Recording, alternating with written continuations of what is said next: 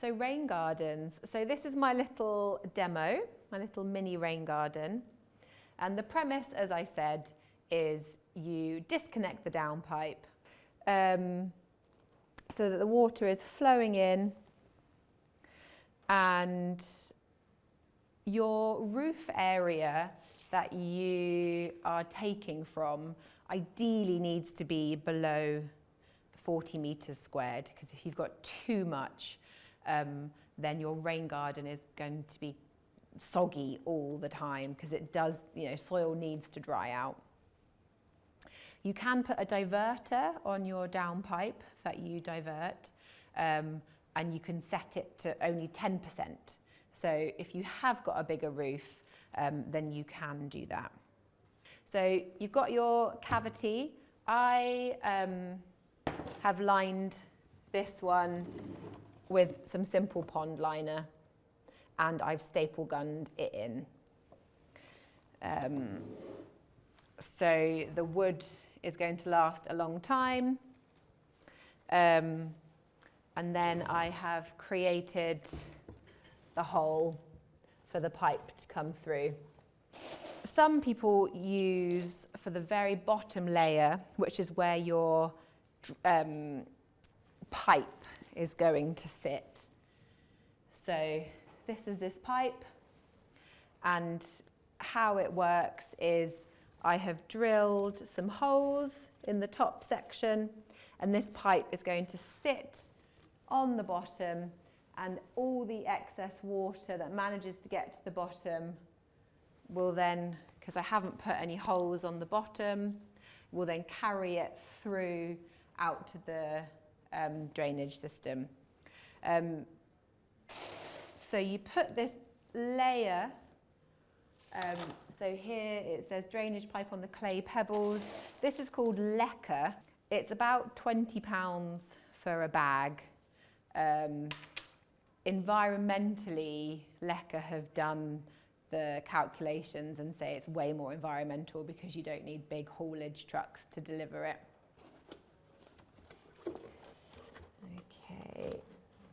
Okay, so you put your lecker in.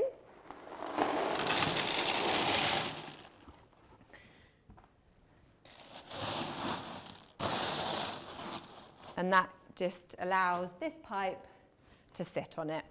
On this end, so currently there's nothing on this end, so you use one of these 90-degree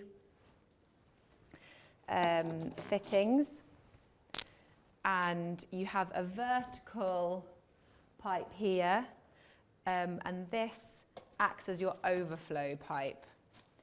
So what happens is if you get a really big storm, instead of all of the water coming up and causing the soil to flood out and causing it to be soggy for a couple of hours before this is able to take away the water, you have this overflow pipe which just takes away that storm water and takes it straight out. And then you have a little cap that goes on the top to stop leaves going down. So that just acts as your emergency overflow pipe. And then once you have, so ideally the lecker covers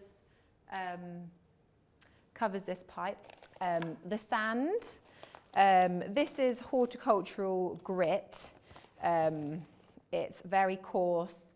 It's not going to block up anything. What I'm probably going to start doing is just using Hessian, because it will stop the initial grit from entering the holes of the pipe. Obviously it will biodegrade after a while, but everything will be very in situ by then. So I think that's a good solution. So you put a layer of sand. So ideally your container is at least 60 centimetres tall. The drainage layer ideally is about 15 centimetres, and then your sand ideally about 5 centimetres. So the sand goes in, and covers your lecker. And then for the soil, so the soil needs to be free draining because you're having a lot of water coming through. So what is recommended is it's a sandy loam topsoil that you use. So that sandy loam is 60% sand, 30% silt, and 10% clay. If your soil has more than 30% clay, it's going to become a quagmire and the plants aren't going to be healthy and it's not going to drain properly.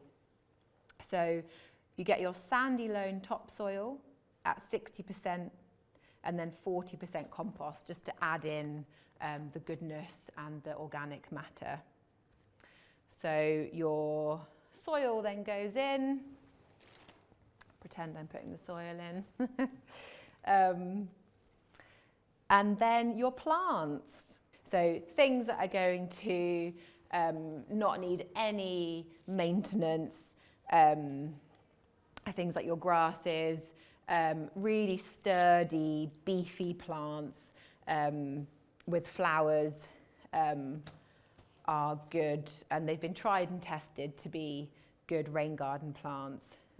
Nice flowering scabious, for example, really important to be encouraging the bees in. And where you have your downpipe coming in, that's where you want the plants that like to be wet.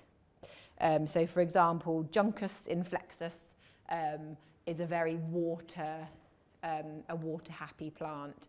So make sure that you plant according to where the water is coming in and where it's going to be a bit drier.